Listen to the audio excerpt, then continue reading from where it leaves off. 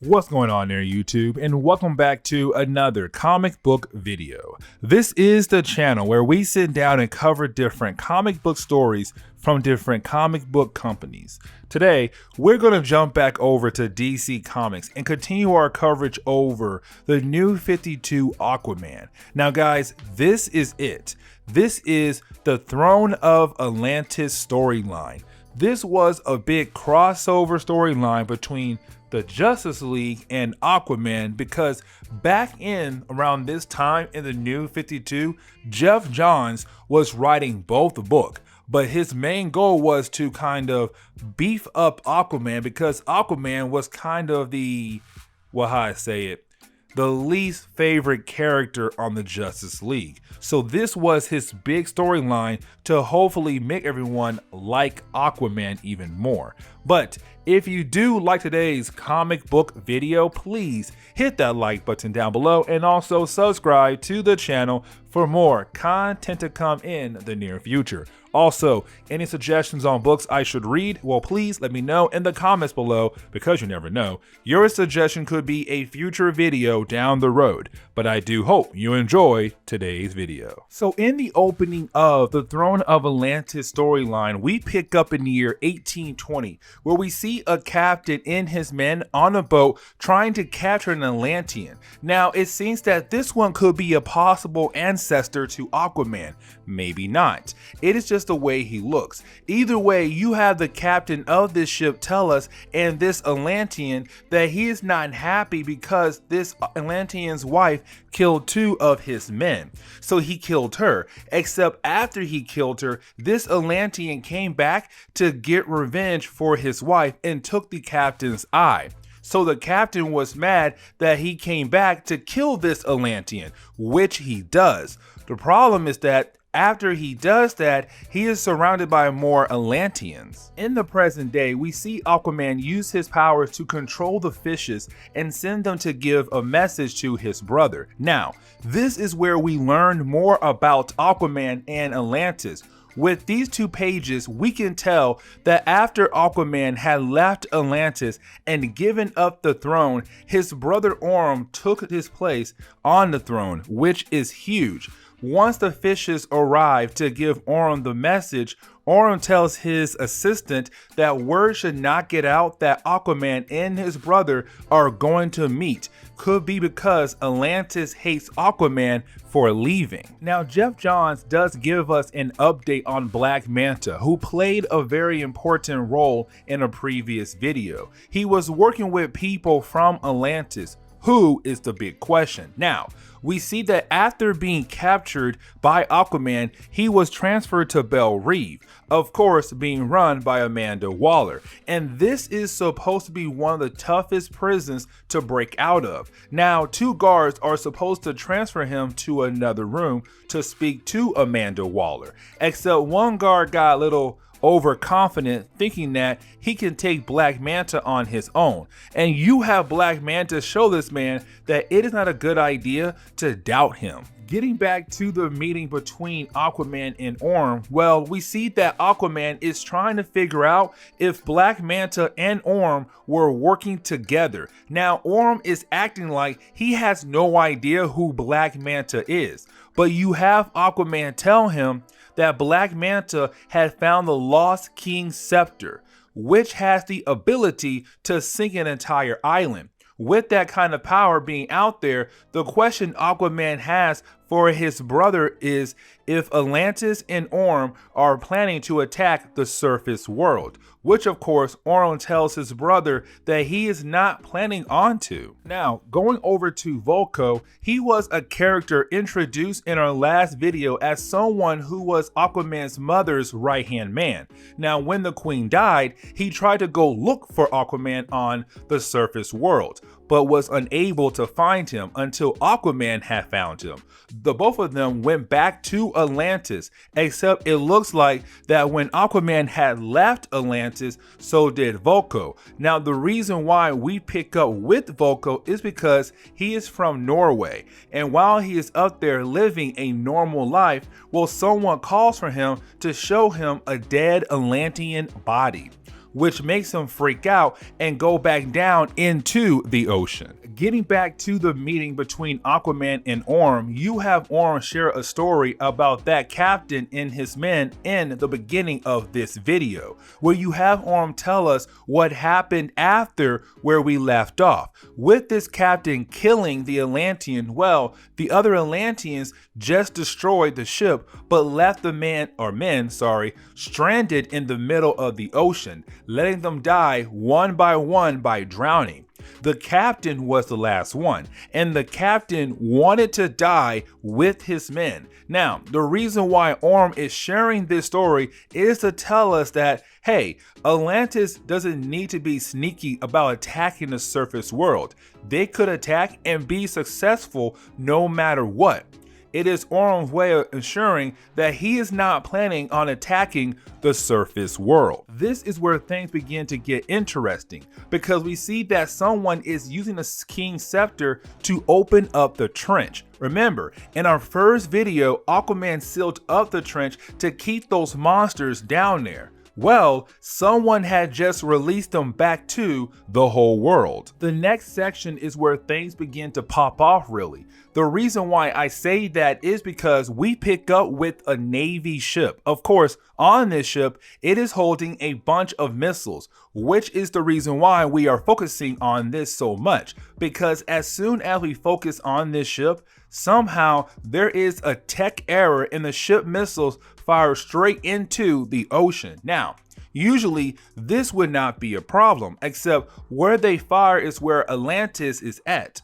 Atlantis is hit hard. So of course, this means that Atlantis could now attack the surface world. The next page really focuses on Superman and Wonder Woman. This was in the new 52 days where they had dated. He is just going to show her how to hide her identity from the world like he does, since no one can tell that Clark Kent is Superman. We then pick up with Cyborg, who is on the watchtower talking to his father, who is asking Cyborg to check out the Navy ship, trying to figure out who or what sabotaged the ship missile control system. Their second biggest problem is that they have lost contact with the Navy ship.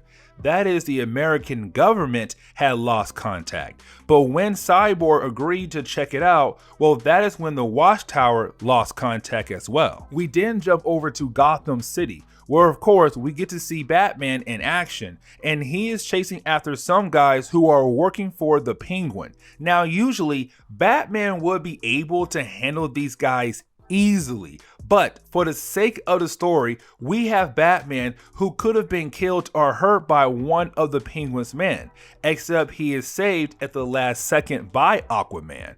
Now, usually Batman would thank Aquaman for being here, but then this leads into the next big question. Why is Aquaman all the way over here in Gotham? This is where Aquaman explained the reason why he is here in Gotham. He tells Batman that the reason why is because all of the fishes are swimming away from the eastern coast, and the last time that had happened was when Aquaman had to deal with the monsters from the trench. So he is wondering if Batman could help investigate and figure out what is going on, which then changes over to Mara arriving at the scene as well, but her being here is not that important. What really is important is that you have the three of them talking while something strange begins to happen with the water. Before we can see what happens in Gotham, well, we jump over to Superman and Wonder Woman, who is on a date at the moment. Honestly, their date is about to take a big turn, and they are in Metropolis. Reason why I say that is because you have the city getting dark, very dark. That is because the ocean beginning to be pulled back and getting ready to crash into the city. And so you have Superman and Wonder Woman change into their superhero clothes to stop this attack. Now, even though these two characters are really some of the strongest characters in the DC universe, they are not fast enough to save everyone and stop this attack all at once. This is definitely true when we see Lois Lane begin to drown in the attack, which seems that she could die. But that is when she is saved by Volko. This will lead to another question. Why is Volko here of all places? Now you have Volko tell Superman and Wonder Woman that they need to find Aquaman to stop Orm. He is going to attack the surface world. And we begin to see the same thing that happened in Metropolis is beginning to happen in Gotham. Aquaman realizes what's going on here, that they are using the Atlantean war plans. The reason why he knows this is because he created it.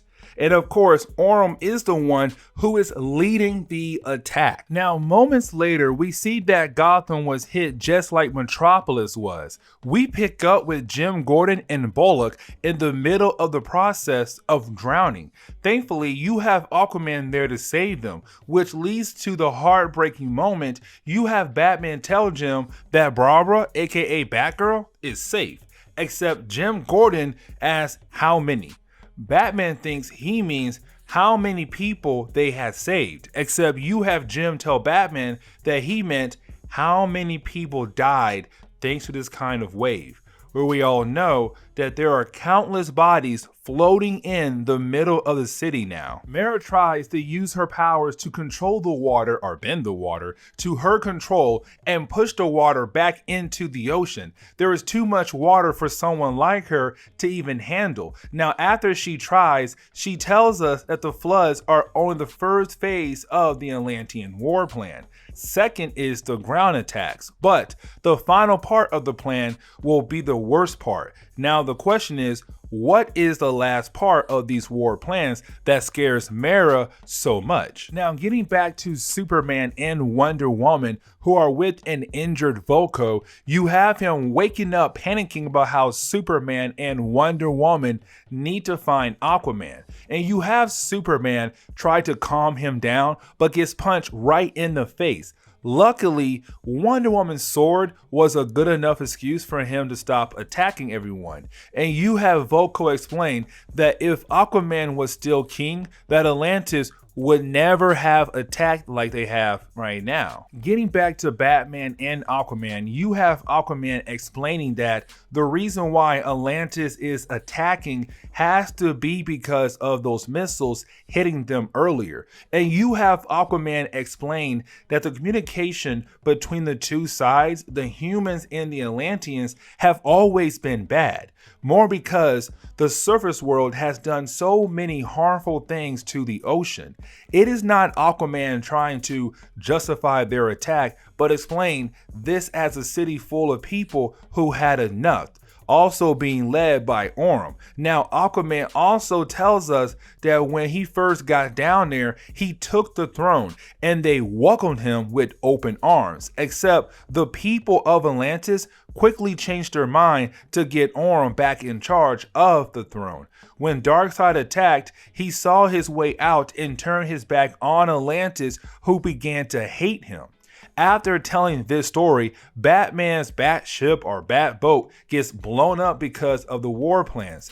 Aquaman stated that Batman would be a threat. And you have Batman and Aquaman go to the Watchtower because Superman and Wonder Woman brought Volko there, which of course it is Volko telling Aquaman that he needs to stop his brother. This is also the rest of the Justice League telling Aquaman that he needs to bring his brother for the crimes he has committed. Now Aquaman wants to go and actually bring him in peacefully. Superman thinking more of going down and throwing punches, except Batman will let Aquaman try to bring Orm, his brother, in peacefully, but only one chance, which then takes us to Boston, where you have Orm appear and you have Aquaman appear as well, hoping that maybe he can convince his brother to come in peacefully before the rest of the league tries to take him down.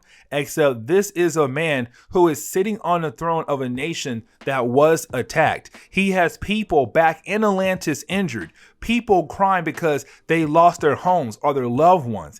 In his mind, he needs to get revenge for everything the surface world has done. And with him not really trying to listen to Aquaman and trying to come in peacefully, well, you have Superman, Batman, and Wonder Woman appear through a boom tube. They tell Aquaman that they have been listening in this whole time, and it sounds to them that Orm is not coming in quietly, meaning that they're going to bring him in themselves. And you have Aquaman grab Batman by the throat because the League really ruined the only chance he had. Before we can see that showdown between Aquaman and the Trinity, well, you have the story jump back to Vulko and Cyborg.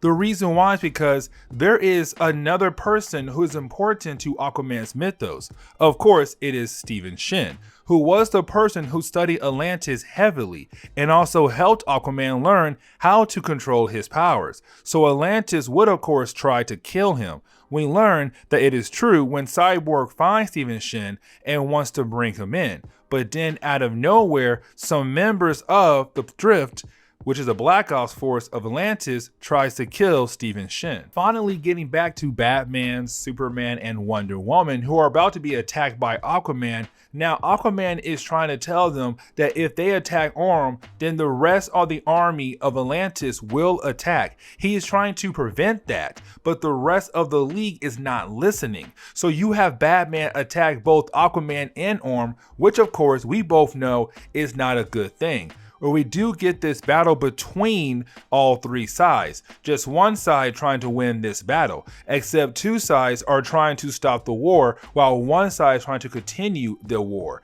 Now what Aquaman said was true. If the League attacks Orm, the rest of the army will attack. Moments later, you have the rest of the army just rise from the ocean to attack with their leader. Now we know that this leads into an even bigger battle where you have the League and Aquaman having to work together to stop Orm. Now Superman is angry. You have him using his heat vision to boil the water. Now you have Aquaman trying to explain to Orm how powerful Superman is. But that is when you have Orm explain that his crown controls the water. His trident though, nah, it controls the sky. And he brings down lightning down to knock out the entire League in one single blow. Which of course means that these four members of the League are now captured by Orm. With those members of the League being captured, that only leaves Cyborg now. And we see that he was able to get Stephen Shin to safety, except he knows that there is no way he can handle the Atlantean army by himself. So his first goal is to go save the four members of the League that got captured. While he is doing that, he turns on the calling system for the reserve members of the League, meaning that this is about to become an even bigger battle now. With the opening of the 5th chapter, we see Cyborg is about to get a big upgrade by his father, which of course is going to give him the ability to breathe underwater so that he'll be able to save the rest of the League. Now, I could go deep into the relationship between Cyborg and his father, but honestly, it is just that Cyborg really doesn't trust his father, but at this point, he really doesn't have a choice here. Switching over to Vulko and Stephen Shin, who are somewhere safe, this is the moment you have Vulko show how much he hates Stephen Shin. Remember that Stephen Shin tried to use Aquaman to get fame for finding Aquaman and showing the world everything he knows about Atlantis.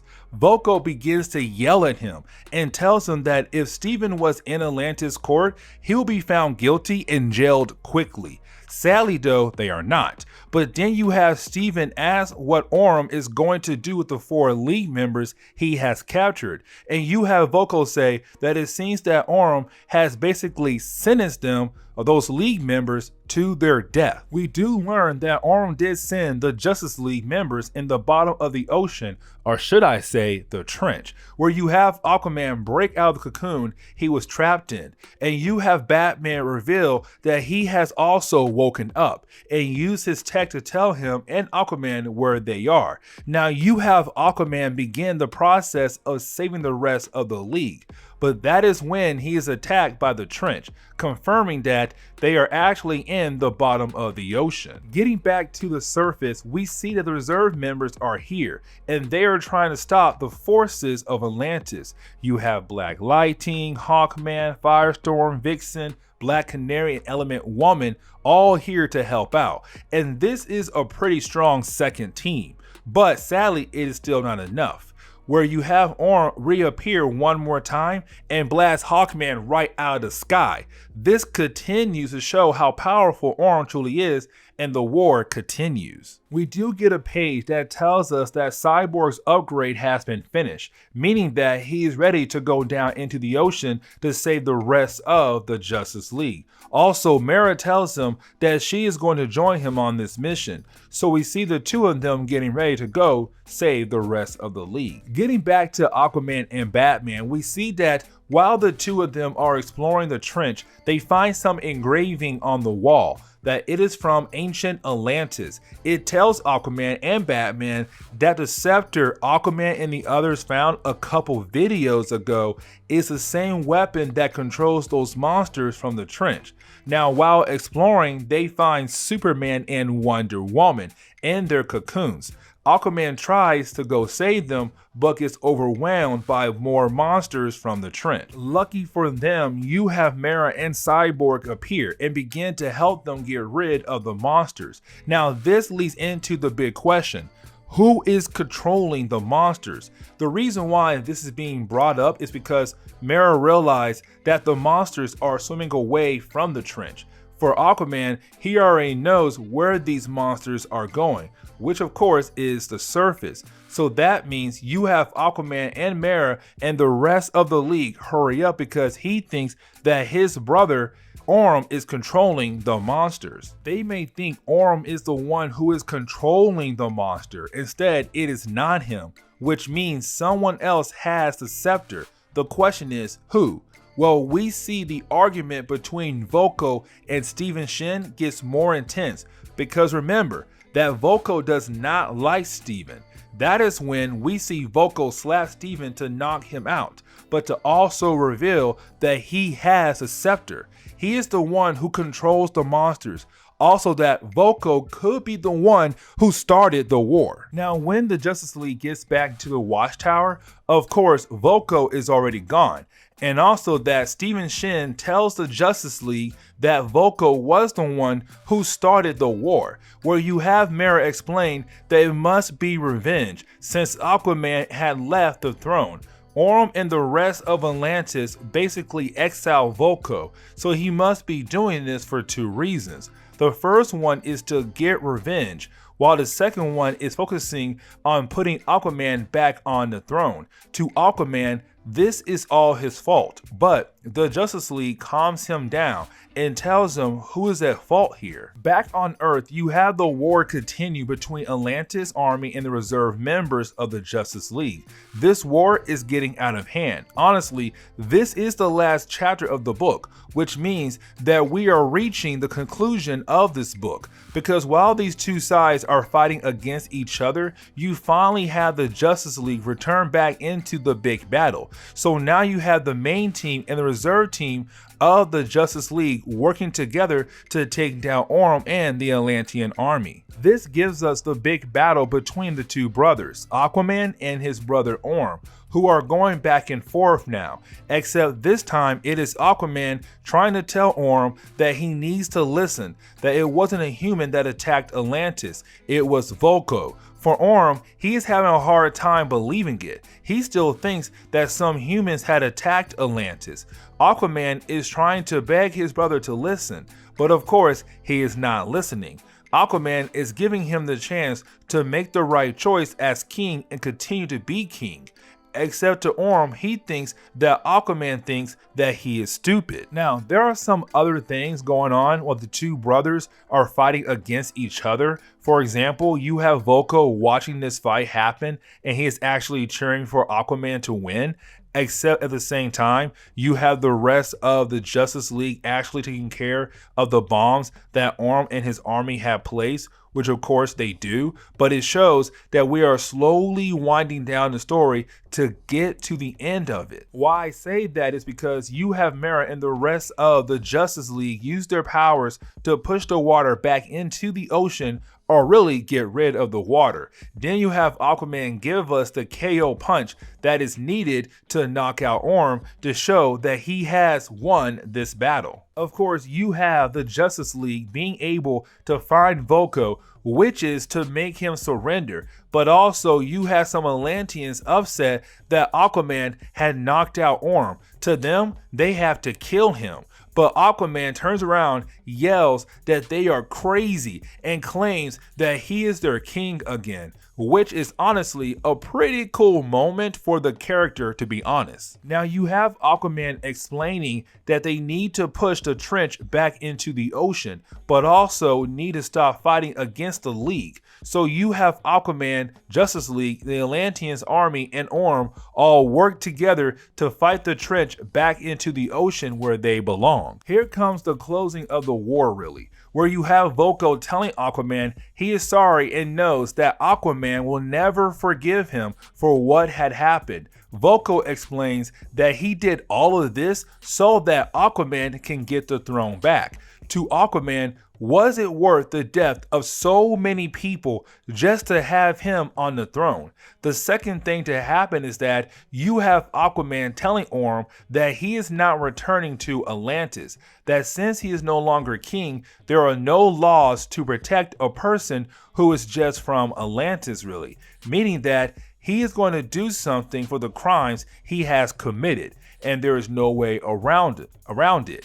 Orm is upset by it, but it is like, dude, you killed millions of people in this war. Honestly, going to end the video there. I mean, there are a few other things that had happened, but the main thing for Aquaman is that he is going to go back to Atlantis, except he is going to go alone because Mera is not allowed there. Remember that her tribe was exiled by Atlantis. Also because she tried to kill him once before. So this is Aquaman telling us he is going to take the throne, but going alone. And this is where we are going to end today's video. So please hit that like button down below and also subscribe to the channel for more content to come in the near future. Also, any suggestions on books I should read? Well, please let me know in the comments below, because you never know, your suggestion could be a future video down the road. But I do hope you enjoy today's video.